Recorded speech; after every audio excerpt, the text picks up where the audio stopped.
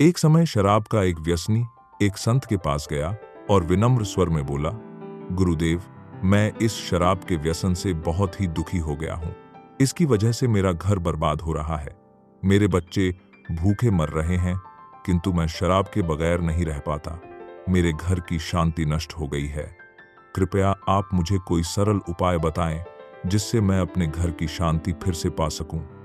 गुरुदेव ने कहा, जब इस व्यसन से तुमको इतना नुकसान होता है तो तुम इसे छोड़ क्यों नहीं देते?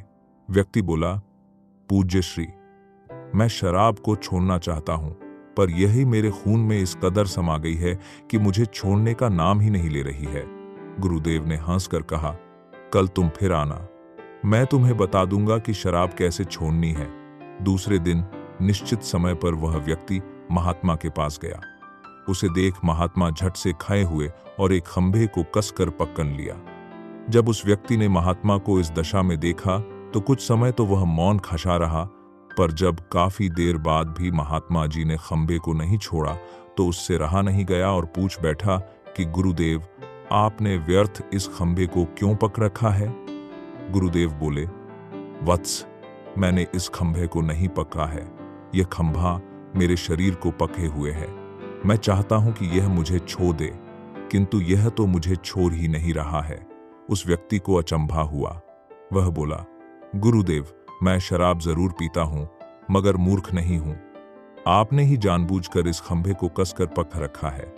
यह तो निर्जीव है, यह आपको क्या पकड़ेगी? यदि आप दृढ़ संकल्प कर लें तो इसी वक्त इसको छोड़ सकते हैं।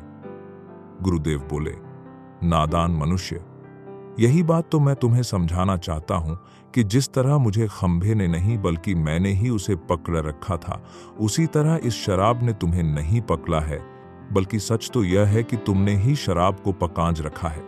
तुम कह रहे थे कि यह शराब मुझे नहीं छोड़ रही है, जबकि सत्य यह है कि तुम अपने मन में यह दृढ़ निश्चय कर लो कि मुझे इस व्यसन का त्याग अभी कर देना है, तो इसी वक्त तुम्हारी शराब पीने की आदत छूट जाएगी। शरीर की हर क्रिया मन के द्वारा नियंत्रित होती है और मन में जैसी इच्छा शक्ति प्रबल होती है, वैसा ही कार्य सफल होता है। वह शराबी गुरु के इस अमृत वचनों से इतना प्रभावित हुआ कि उसने उसी वक्त भविष्य में कभी शराब न पीने का दृढ़ संकल्प किया। उसके घर में खुशियां लौट आईं और वह शांति से जीवन यापन करने लगा। इस तरह हमें शिक्षा मिलती है कि जीवन में कोई भी व्यसन ऐसा नहीं है जिसे एक बार ग्रहण किए जाने के बाद छोड़ा ना जा सके। अगर मनुष्य चाहे तो बही से बही बुराई का त्याग कर सकता है।